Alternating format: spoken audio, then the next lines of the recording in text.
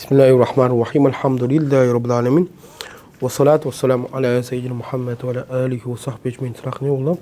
Құдай жақсы ма, жаман ба? Мысалы, бір-екі адамдар келді, мұсылман болып жүріп, негізі что-то звондап маған нұреке сөйлесуім керек, мен что-то исламнан шығатын сияқтымын деген. Кейін алып келіп сұраған кезде, неге деген кезде, мен ойымша не Құдай жоқ, не ол жаман деген ойда келді. Неге деген кезде, неге кішкентай балалар өледі? Маған бір қыз келді айтты, мені зорлап кеткен кішкентай кезінде, егер тағдыр болатын болса, Алла қалап тұр ғой, значит. Неге мені таңдады, неге мен қандай кінәм бар деген сияқты. Неге кішкентай балалар рактан өледі, неге кішкентай балалар қайтыс болды деп. Бұл негізі мына неде шариатта да айтылады, бұл исламда, бұл және мына логика кезінен, Аристотель, Геродоттың кездерінен бар нәрсе. Логика дегеніміз не? Таза логика, таза ақылмен үкім беру дегеніміз не? Таза ақылмен үкім беру дегеніміз сезім мүшесі біткен жерде негізі ақылмен жұмыс істейсің, яғни сезім араласпау керек. Егер сезім араласатын болса, бұл представление деп атады, уәһім, бұл логика емес. Сондықтан баяғыда арифметика, математика шығаратын логикалық есептер бар ғой. Үш адам тұр, мына беректе бір адам, бір қайық екі адамды сидыртады, былай деп шығармай жатасың ғой. Сол кезде сен логикамен шешіп жатырмын деп ойлайсың ғой, неге сен тасауырға, представлениеге салып жатсың да, сен шеше алмайсың. Бұл жерде таза просто причина следствиемен шығара беру керек та оны. Сол сен представление салған кезде ана шықпайды ол. Сондықтан да бұл логика емес. Сені представлениеға салуың бұл логика емес негізі ғалымдардың. Қашан представление бітеді, сол жерден логика басталады негізі. Енді әңгіме мынада. Демек логикамен түсіну керек қой бәрін. Таза ақылмен, Егер таза ақылмен келетін болсақ, неге кішкентай баланың өлгені саған жаман ғой? Мен сұрақ қоямын, не үшін саған кішкентай баланың өлгені жаман? Не үшін кішкентай баланың өлгені жаман? Асек? Не үшін? Өйткені саған одан бір қандай да зиян бар, морально болсын, не болмаса физически болсын. Неге сен аны көресің, өзің балаңды елестетесің, не болмаса жүрегің кішкене не дейді. Бір зиян болып тұр ма саған, бір какой-то зиян болып, сен әлсіз болып тұрсың ғой. Ой, саған бір зиян болған нәрсе, имам Ғазали сондықтан айтады, сенің жек көретін нәрсең саған зияны бар нәрсе дейді. Жақсы көретін нәрсе саған пайдасы бар нәрсе дейді. Сондықтан сен мамаңның постоянно болуын, қасында болуын қалайсың дейді да. Неге? Өйткені ода сен жақсы көресің. Жақсы көретін не бар? Рухани пайда бар мамаңның қасында болу. Наркомандар неге наркотикті жақсы көреді? Өйткені ода пайда бар, ләззат алады да.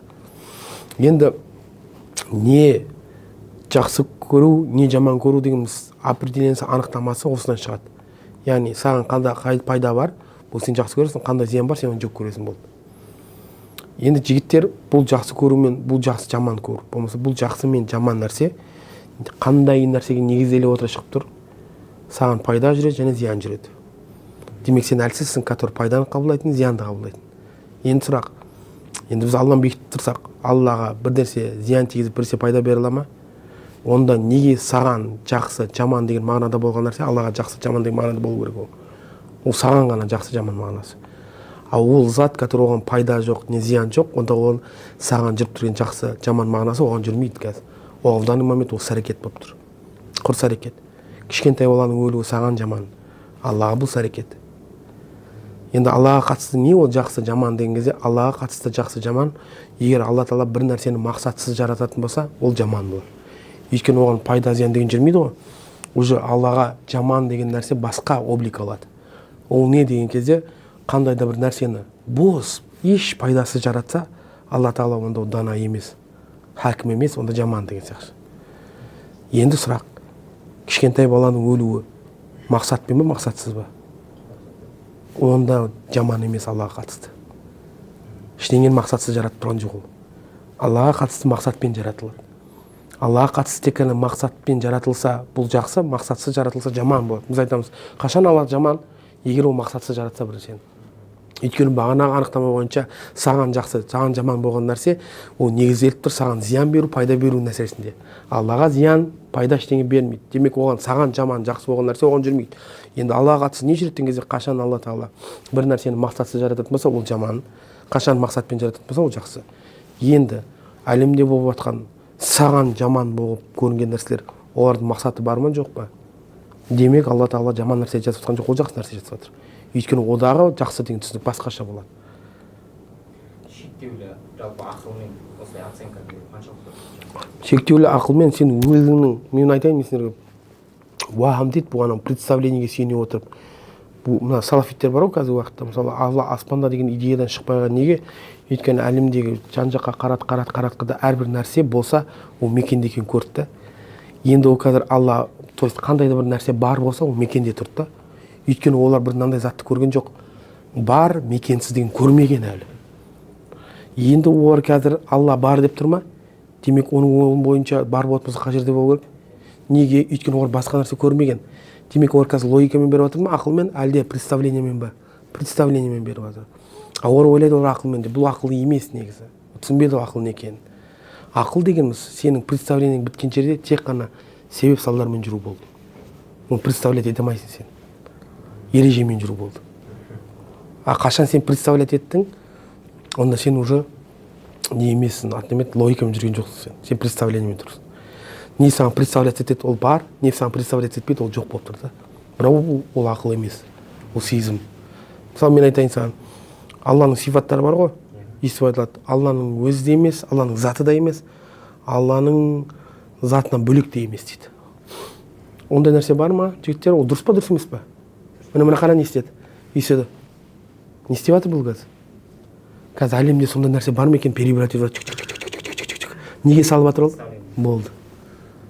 Оны бір таба алмайсың сен оны. Өйткені сен онда көрмегенсің. Иә, сондықтан да шектеулі, бұл шектеулі ақылда емес, бұл ақылда емес. Бұл адамдар ойлайды ақыл деп. Бұл представление, қиял, который қазіргі уақытта адамдардың ақыл деп ойлап қалған осы. Негізі ақыл дейміз, усулы ғалымдар айтады. Ақылдың жұмысы басталады, сезімнің жұмысы біткен жерде дейді. Мысалы, мына зданияны көріп тұрсың ғой? Иә? Бірақ бұл зданияның железно бір салушысы болды ма, болмады ма? Оны немен таптың сен? Представление емес, ақылмен табасың. Өйткені сен представление көрмей тұрсың, сен көрмейді ол. Сен оны естіген жоқсың, сен көрген жоқсың, оны жеткен жоқсың. Сен чек ары қарай түсесің. Сондықтан да ақыл дегеніміз бұл сондай нәрсе. Көп адамдар сөйтіп шатасады ол. Жалпы қиялда ақылда шектеулі. Ақыл, қалай айтсам болады, шектеулі. Ақыл шектеулісі шектеулі жаратылған ғой. Бірақ мен айтпағым, сен егер сұрап тұрсаң, ақыл бір заттардың анық қанығын біле ала ма десең, ақыл біле алады. Бірақ Құдайға қатысты. Құдайға қатысты біле алады. Құдайдың бар жоқтығына қатысты. Сипатын біле алады. Нұқсан сипаттар болмау керек деген сияқты. Шариғаттың ішіне кіргеннен кейін ақылға бостандық жоқ. Өйткені сен уже Алла бар екен бекіттің ғой. Алланың бар екен ақылмен таптың ғой, бекіттің ғой. Енді сенің ақылмен тауып тұрғаның зат, ол қазір сенен қарағанда жақсы біле ма? Дұрыс па? Затты бекітіп тұрсың ғой, сенен қарағанда жақсы білетін болса, болды, сенің ақылың авторитетін түседі уже. Өйткені сен бекітіп тұрсың, сенен қарағанда жақсы білетін зат. То есть, сенің ақылың болып тұрады, қатри, то есть, сенімді точно ілім беріп тұрады, Алланы табу мәселесінде. Алланы таптың ғой, ақылың тауып тұр ғой Алланы, иә? Тапқан кезде ақылың түсініп тұр, ол сенен қарағанда білімдірек. Енді сенен қарағанда білімдірек деген нәрсені бекіткен кезде сенің ақылың уже позициясы төмендейді уже. Жүзге сен бекітіп тұрсың, сенен қарағанда мықтырақты. Сондықтан да біз шариғаттың ішіне келген кезде менің ақылым ойлайды, 4 ракат жақсырақ деген мәселені бергізбейміз да біз. Өйткені ол уже бекітіп тұр да Алланы. А когда Алла жоқ болып тұрған кезде ақыл точно тауып бере алады ол.